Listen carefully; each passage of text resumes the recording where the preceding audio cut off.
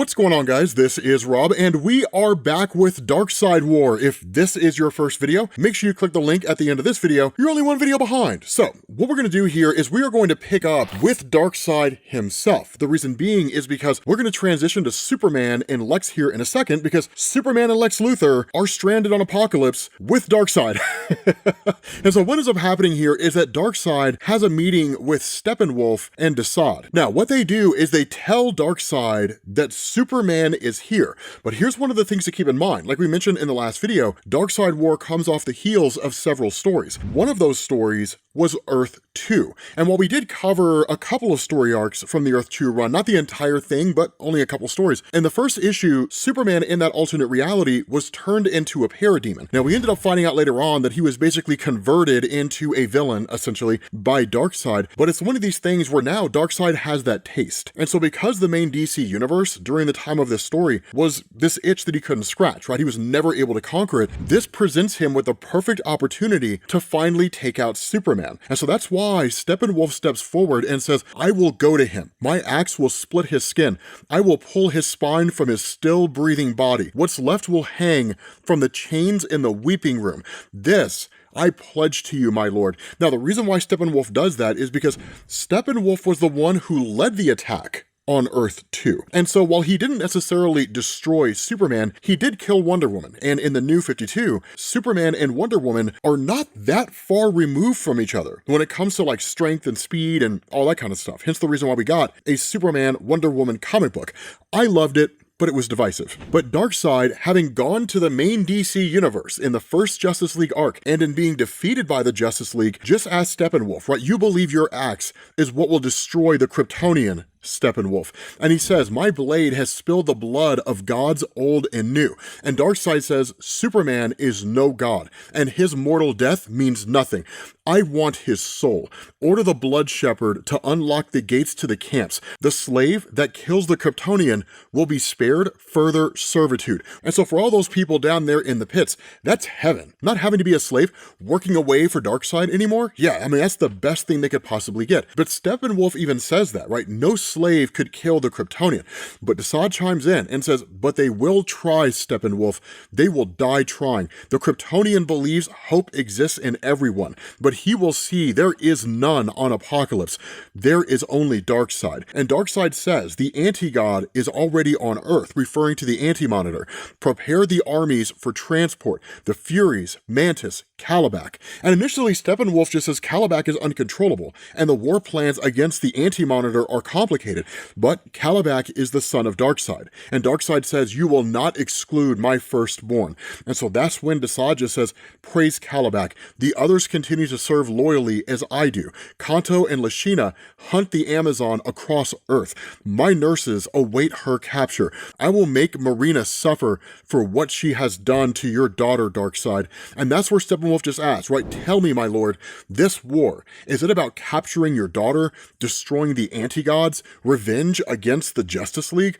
What are we fighting for? And Darkseid doesn't give him an answer. Now, that's one of the interesting things about Steppenwolf. He's a little quirky when it came to the New 52. In some ways, he was very similar to like the old school Jack Kirby days, where he wouldn't necessarily shy away from the idea of like scheming when it came to Darkseid. But in this instance, it's not so much a direct challenge to Darkseid's authority, it's almost a request for clarification. But even then, it's almost a challenge, right? Who are you to request clarity from Darkseid regarding his orders, right? Your job is not to question, your job is to do. So go do what I tell you to do, right? It's that kind of thing. And that's why Darkseid just says, for him, for Darkseid, that's why we are doing this, because Darkseid commands it. And so that's when you switch over to Superman and Lex Luthor. And this is actually one of the coolest aspects of the story, because again, we know that Superman and Lex Luthor in the New 52 are nowhere near the best of friends, and even here, they're grudging allies. But you can kind of see the framework building here for what will start to happen during DC Rebirth regarding both Superman and and Lex Luthor, albeit a kind of reworked version of Superman. Because Lex asked the question, right? I suppose you want to thank you for saving my life, because Superman did save his life. And Superman just says, I mean, not especially, Luthor, no. And that's where Lex just says, my armor's medical mode would have kicked in anyway. And Superman just says, right, I'm sure it would have. Next time I'll refrain from trying to help. These guys are just really proud, right? Each one is just way too proud and way too full of ego to simply just say, you know what? Yes, Lex, I would like to thank you for saving your life. Now, in response to that, Lex would probably say, well, then tough luck, because you're not going to get it. But the fact is, right, at least Superman would have extended that olive branch. Small things like that were kind of the difference between the new 52 Superman and, like, your granddad's Superman, right? Like, the Man of Steel from John Byrne and, like, the post-crisis Superman as we saw him from like the late 80s running all the way up until DC rebooted with the new 52. And so when they kind of continue on, Superman says, right, this looks like one of Darkseid's slave camps. And Lex asks him, right, like, I thought you had been to Apokolips before. And Superman says, only to a limited area. I have no idea where we are right now, and there's only one way back to Earth, which is of course a mother box. Now yes, Superman did arrive on Apokolips during the original Darkseid invasion of the main DC universe in Justice League Volume 1 from the New 52, but he's not wrong when he says it was a limited area, right? He didn't get to explore the entirety of the place. It was really just kind of him experiencing what Apokolips was like, the pain and suffering and torment that goes on in a place like that. Being locked away in Apokolips, being stuck here, I mean, I'd say it's a fate worse than death, to be honest with you. But then Superman also starts to pick up on a problem. He says, I'm betting the slave master of this camp has a mother box, right? We need to find him.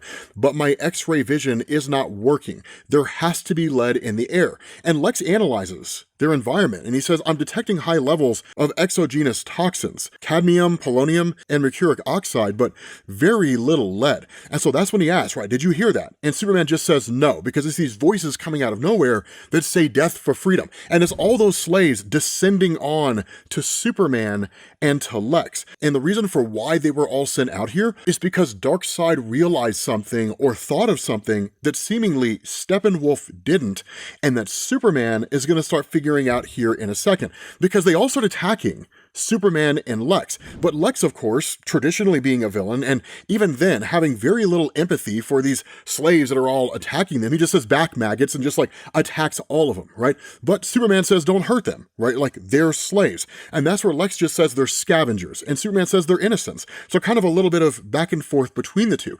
But again, these guys go on the attack, right, for Darkseid. And that's where Lex just tells Superman, this is not a simple place of oppression, Superman. This is Apokolips. There are no innocents here. Now, on the surface, it's easy to draw this conclusion that Lex is saying, well, these people choose this life, or something along those lines. I mean, let's be honest, no one chooses to live a life on Apokolips, right? But the reality here is that they are what their environment has made them. There really is no alternative here. I mean, you're talking about a planetoid out there beyond all space and time. You don't just get into a ship and leave, right? It doesn't work that way. And so they have to make the best of the situation that they're in. And because life on Apokolips is so harsh, it is survival of the fittest. But Superman counters and he says, what about your sister? Do you think she shot you because she wanted to, or she was brainwashed like them? She said for Darkseid. And that's the kicker here, is that just because of the fact that they're trying to make the best of a bad situation doesn't mean that you just write that off on them and then dismiss them based on that line of logic and then just kill them willy-nilly, right? Innocent people are innocent people, even if they're doing what they have to do to survive in an environment that even they don't want to be in. But in the midst of this whole thing, Lex starts staring at Superman, and Superman just asks, right, like, why are you staring at me? And it's because he's bleeding from the head. And that's when Lex starts to pick up on what's going on. He says, it's not the lead in the air that's blocking your X-ray vision. There's no sunlight here. Now, that's one of the big things to also recognize about the new 52 Superman. In comparison to the classic Superman, the traditional Superman, there were huge differences, both in terms of power as well as experience. When it came to power, new 52 Superman was by and large large, weaker than the pre-New 52 Superman. I would make that argument any day of the week, and that's a hill I would happily stand on. But it is also a matter of experience. The idea being that when it came to the pre-New 52 Superman, he would always kind of hold a little bit back whenever he was facing off against foes or in some potential situation that he wasn't necessarily prepared for. And in this particular instance, the idea of Lex Luthor's sister seemingly being brainwashed, turning against them, firing off a mother box that sends them teleporting to Apocalypse, the pre-New 52 Superman probably would have seen something like this coming from a mile away, or at least would have suspected it, considering everything that was going on. Because once Anti-Monitor appeared on the scene and Wonder Woman told Superman that, pre-New 52 Superman would have immediately kicked in. Okay, so we're dealing with extra-dimensional forces now. All right. We need to plan accordingly. So it was kind of the lack of experience between these two versions that led to this kind of situation, but I digress. What matters here is at that point, you jump back to Kanto and to Lashina. Now keep in mind, one of the things we covered in the first video was that Grail is the daughter of Darkseid, but also the daughter of Marina. That Marina basically got herself knocked up and had Grail for the purpose of having a daughter that would be able to kill Darkseid, or at the very least, try to find a way to kill Darkseid. That was the whole purpose behind Grail's birth in the first place, which is kind of what Grail's doing here. But Kanto and Lashina, being agents for Darkseid, are trying to track down Grail in order to kill her, right, on behalf of Darkseid. That's the important thing, right? In the last video, we talked about the idea that over the course of the New 52, Darkseid had Steppenwolf invade Earth 2, Darkseid had invaded any number of other realities, which included the main DC universe, and in the main DC universe, he was defeated, that we didn't know why he was launching those campaigns. What Darkseid War established is that he was on the hunt for Grail, and that's why he was launching all those attacks. He's been hunting for her this entire time, because she's the key to killing him. And so with Kanto and Lashina here, they realized that Marina Black was here alongside Mr. Miracle scot-free, but scot-free's taken off. And where Kanto kind of has a personal vendetta with Scott, one of the things Lashina reminds him of is the fact that they are here and they serve at the pleasure of Darkseid, which means if Darkseid tells them their goal, their primary task is to find Grail and kill her, everything else is secondary. And so Kanto basically goes with it. And so at that point, you switch over to Grail and the Anti-Monitor. Grail having summoned the Anti-Monitor from Earth 3, the last universe that he essentially wiped out, in order to bring him to the main DC universe, and now she's summoning Darkseid, so the two of them will fight one another. Now, we still don't know why the Anti-Monitor wants to destroy Darkseid.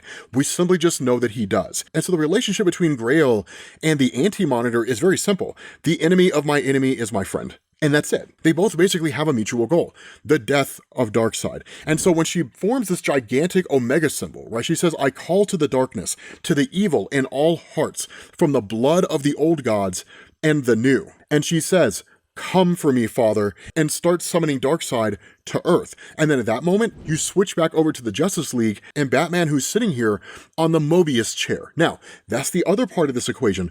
We still don't have all these pieces yet, right? We don't know the deal with the Mobius chair. We don't necessarily know where it comes from. I mean, technically we do, right? Justice League issue number 40 covers that, but this I think does a better job at giving us like a mystery and then an eventual reveal. So that's why I didn't cover the Divergence one-shot or Justice League issue number 40, right? And just jump straight into Darkseid War. But one of the things that happens is the Justice League trying to understand what's going on. When Batman tells them who Grail is and that she's the daughter of Darkseid, the question's asked, so Darkseid's daughter was the woman who used the Flash as a doorway. I could hear her in my ears before it happened.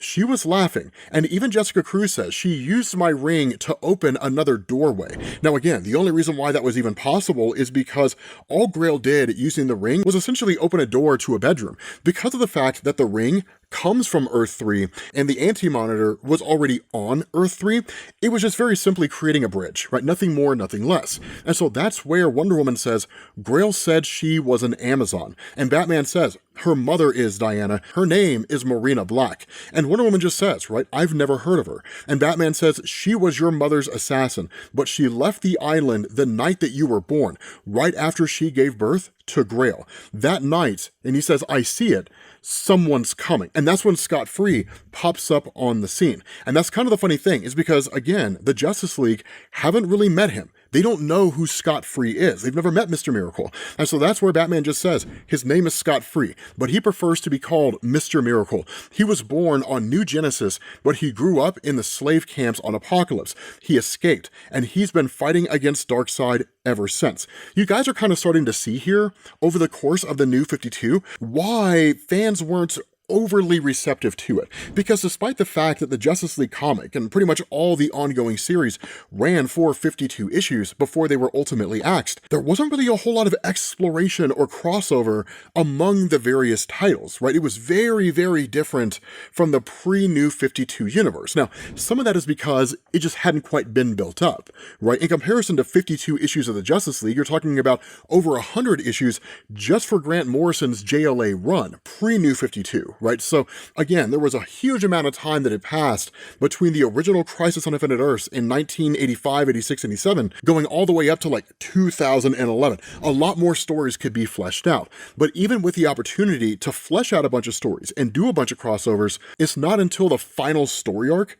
of the New 52 that the Justice League meets Mr. Miracle for the first time. So again, it's just one of these small little things. But what goes on here is that he asks, what's Batman doing on the Mobius chair, Metron? And Metron just says, they took it from me, right? And that's where Scott Free just says, sure they did. Or you tricked them into taking it, just like you tricked my father into throwing me into that slave camp in the first place. Why are you here? What are you up to? Now, the reason why Scott Free is very sketchy when it comes to Metron makes sense. Metron can be very duplicitous. He's not like Uatu the Watcher in Marvel Comics. I mean, technically, if we're talking about dates here, Uatu debuted in 1963. Metron appeared in 1971 as part of Jack Kirby's Fourth World. So clearly Metron is based on the idea of the Watcher, but the Watcher's not really manipulative. I mean, if anything, he's lazy as hell. He just sits around watching everything all the time and doesn't really act or do anything. But in the case of Metron, he can be very manipulative. And so that's where he just says, I came here to warn them. And Scott just says, I don't believe you, right? And I realize that you have no reason to believe me, of course, talking to the Justice League. And so he says, let me give you one. And he basically puts the lasso on himself. And he says, I'm afraid that I am going to die before I see the woman I love again, right? Ping. And that's when they're kind of like, okay, so this guy's telling the truth. And even Wonder Woman says that, right? Like, I can see it in his eyes, Steve Trevor. He's not lying. And so Batman addresses everybody and says, okay, you guys go do that. I'm not coming. If the Anti-Monitor refuses to leave, we have no idea how to stop him. The more we know about him, the greater the chance of that. My chair is telling me that I will find the answers in the depths of the multiverse. And where Green Lantern offers to come along with him, Batman initially says, no, I'll do it alone. But of course, Hal Jordan is just like, why are you talking like you got a choice, my guy? Right? And then like joins Batman on the journey while everybody else takes off, and Metron is left behind, chained to a pillar in the Rock of Eternity. And so at that point, you switch back over to Lex and Superman. And the reality here is, again, Superman doesn't trust Lex Luthor. But the truth about it is that because Superman's powers are beginning to go away, right, they're starting to wane, Lex is his only way out. Lex is the only one that knows how to fly. His suit has defensive systems. Literally, Superman has to rely on Lex to keep him protected. And so ultimately, they end up flying up into the air, right, trying to get away as fast as they can. And that's when Lex starts to look around and he realizes the entirety of Apokolips has fire pits. And so his idea is to drop Superman into one of them. The hope here being that the fire pits will restore Superman's solar energy. At that point, with Darkseid arriving on Earth to confront the Anti-Monitor, it goes nuts, because at that point, Jessica Cruz just asks, like, what do we do? I mean, who do we fight here? You're talking about two astronomically powerful beings. I have no clue who we're supposed to face off against. And so Wonder Woman gives us this monologue where she says, there were once two sea monsters that guarded the Strait of Messina. Charidus hid in the darkness of the sea. Its mouth formed a whirlpool on the surface, lined with rows of razor-sharp teeth that would tear a man to shreds. On the other side of the strait, there was Scylla, a six-headed monster whose heads would fight over the men that it caught. Odysseus had to pass through the Strait of Messina between the two monsters, but they were too close to avoid both of them, so he had to make a choice. What was the lesser evil? Which monster did Odysseus choose? What Odysseus decided doesn't matter. 6 of his men died getting through that strait. Sometimes there is no escape. Sometimes whatever you choose, you lose. Those are the lessons of the gods. They are far from perfect. They're anything but. They will turn on you. They will turn on their own family, on themselves. The gods are at war, and not all of us will survive. Because when Superman is dropped down into those fire pits of apocalypse, what emerges is something wholly different and far more powerful. And so at that moment, you switch over to Batman and to Green Lantern. And this is one of the coolest aspects of the story because we kind of get this new 52 reworked origin for the Anti-Monitor insofar as how he fits in to the larger DC landscape, which actually has amazing callbacks to the Anti-Monitor as he existed before the new 52, going all the way into Crisis on Infinite Earths. And so in this conversation, when Batman teleports himself and Green Lantern to a new location, initially Hal Jordan thinks they're still on Earth, but the entire planet has just been like completely obliterated or something like that. And Batman says, we are on the crime syndicate's Earth, a world that was parallel to ours in all ways, but the definition of morality, which is to say all the good guys are bad guys on Earth 3 and all the bad guys are good guys. So like Alfred is a villain on Earth 3. It's actually one of the coolest aspects of his character. We found that out during Trinity War. It was pretty amazing. But he says the Anti-Monitor destroyed this place. He murdered 5,310,045 people, and he absorbed their residual energies in preparation for his war against Darkseid. I don't know why he wants this war. And that's where Hal's just like, does it matter why? Right? If we know that he's got this kind of power and he did this to one Earth, shouldn't we go back and help Diane and the others and then knock him out? And that's where Batman says, no, unlocking this forbidden knowledge is important. And where initially Hal Jordan kind of questions the value of the Mobius chair and whether or not Batman is thinking clearly, Batman actually calls him out. And he talks about this idea of Hal Jordan having never really made anything out of himself, right? He says, I see everything more clearly than I ever have, including you. And he says, you failed to build any kind of life for yourself, Jordan, outside of the core. What do you have? And even within the core, your role has become tenuous at best, from rebel to leader to outcast one too many times. Examining all you are and have been, it's become quite clear to me sitting here. The chair knows, and I know. And that's where Hal just says, what do you know? And Batman says, you are not the hero, Jordan. The ring is the hero. And initially, I wouldn't go so far as to say that Hal suffers from like a crisis of confidence or anything like that. If anything, he says, maybe you're right? Maybe the ring does do everything for me, but we're on the horizon of a war that I want to stop. And I assume you still want to stop that war. So you can sit on your proverbial and literal high horse and think whatever you want to.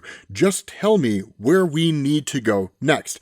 And that's kind of a true statement, right? I mean, how many conflicts are fought with hand to hand, right? More often than not, people are only able to achieve the things that they achieve because of the tools that they have at their disposal. People were not born being comic book artists. They had to learn how to draw and do that for years and years and years and years and years. Unless you're Alex Ross, then you were probably just born knowing how to draw. But outside of that, right, most people had to learn tools at their disposal that helped them along their journey. So if anything, this is just Batman being exceedingly arrogant and saying Hal Jordan would really be nothing without his Green Lantern ring. But in response to Hal's question, Batman says, we have to travel to a world that you have been to many times, the world that you first banished Sinestro to.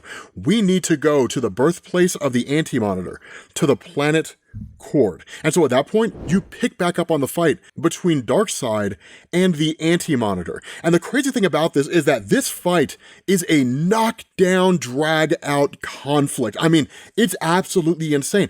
But the sheer level of power being displayed here, right, it's almost kind of crazy because the only way to even make a fight like this work is to have them fight physically. It's kind of a requirement when you're talking about something like this. Because, I mean, in reality, we're talking about two guys that have the power to both make and unmake things. The closest you could get to anything like this, if you're talking about almost reality warping levels of power, would be like Mad Jim Jaspers when he was facing off against Captain Britain. But that was really just illustrating how overwhelmed Captain Britain was, and the fact that he never stood a chance to stand a chance to be able to go against Jim Jaspers.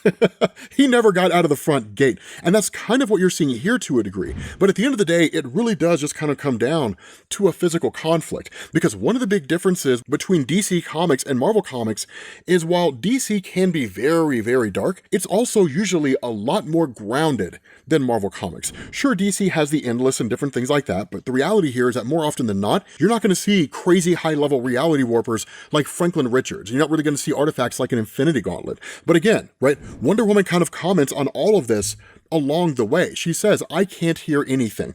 I believe in peace, yet I spent my life training for war. A lot of people call that a paradox. Steve comes from a long line of military men, 3 generations that enlisted out of a sense of duty to protect their country and those that couldn't defend themselves. We do this so that others won't have to. But this is not like any war that we've ever experienced, caught between the 2 most powerful and evil entities in existence, the Anti-Monitor and Darkseid. And she says, my name is Diana, daughter of the Amazons, and I will die before I let them destroy this world. And so the fight starts breaking down into like different iterations. For example, Grail ends up going after Calabac, basically brother and sister, going to war against one another. Grail burns Calabac's eyes out of his head using heat vision. You switch back over to Apocalypse. Superman is just like wiping out all these parademons and then almost seemingly going mad with this new level of power that he has,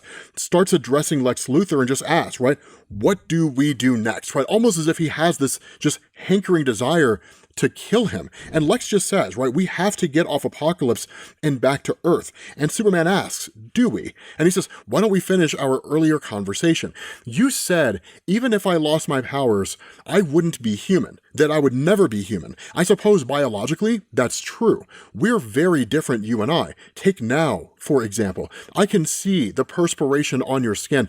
I can hear your heartbeat quicken and smell your digestion stop. I can smell your adrenal glands producing cortisol. You're afraid. And Lex just says, or I'm preparing for a fight. And Superman just asks, right, a fight, right? What fight would that be, Luthor? You and I? Do you honestly believe you've ever really stood a chance against me? You've only ever come close before for one reason. I held back. And that's kind of the crazy thing, because at that moment, they start going against one another. And so it's almost kind of like this just full-scale assault between all these groups facing off against each other, right? Superman, who's clearly corrupted, facing off against Lex Luthor, Darkseid against the Anti-Monitor.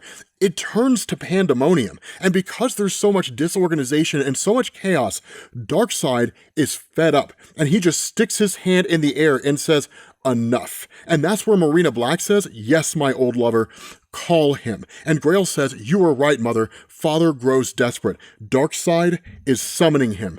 The Black Racer. Literally, the living embodiment of death, or one of those living embodiments of death within the DC universe. And the Black Racer goes and attacks the Anti-Monitor. And so when Darkseid starts launching his attack against the Anti-Monitor, after the Black Racer has done his damage, that's when you start to figure out what's really going on here. Because Darkseid says, you should not have listened to my daughter, Mobius. She lied to you. Your painful existence is over. But while that's going on, Batman is talking to Green Lantern, and he says, the Anti-Monitor, he was here, because once they're on the planet Cord, they're investigating this area, and he says, he built this chair here, his chair, the Mobius chair. The Anti-Monitor's name was Mobius. He came here to see the forbidden, and he was cursed because of it. And that's when Green Lantern asks, what was forbidden, Bruce? What did he see? And he says, I see the beginning of our universe.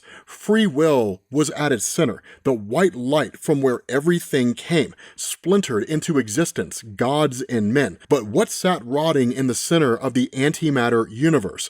What was the source of its creation? And where Hal Jordan asks, right, like it's down there, right? That thing is down there.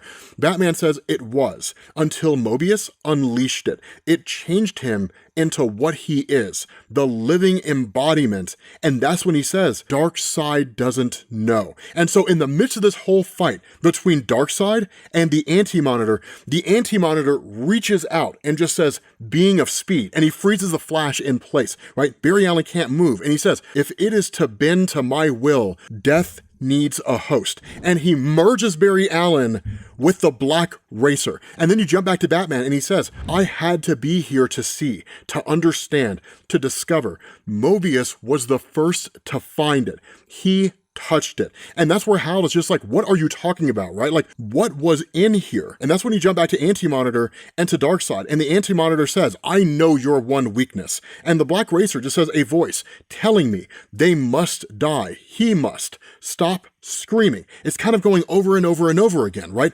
Bending people's will. Because in that moment, Batman says, you know more than anyone, our universe was founded on free will, Jordan. But this one, the antimatter universe, there is no free will here. There is only the opposite, right? And that's where the Anti-Monitor says, I was changed into this because I held what you want.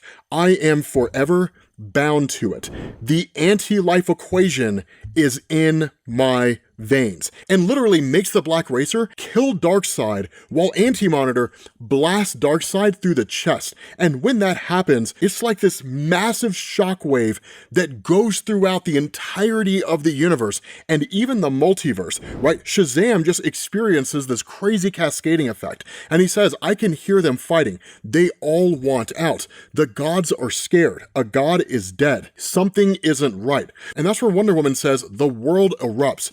Buildings fall. The energy explodes from him like blood shooting into the sky. Then it goes silent, and then I hear laughter, because Darkseid is dead. With that being said, guys, we're gonna bring this video to an end. Hopefully you guys enjoyed this video. If you did, drop a like. Thank you all for watching, and I will catch you all later. Peace.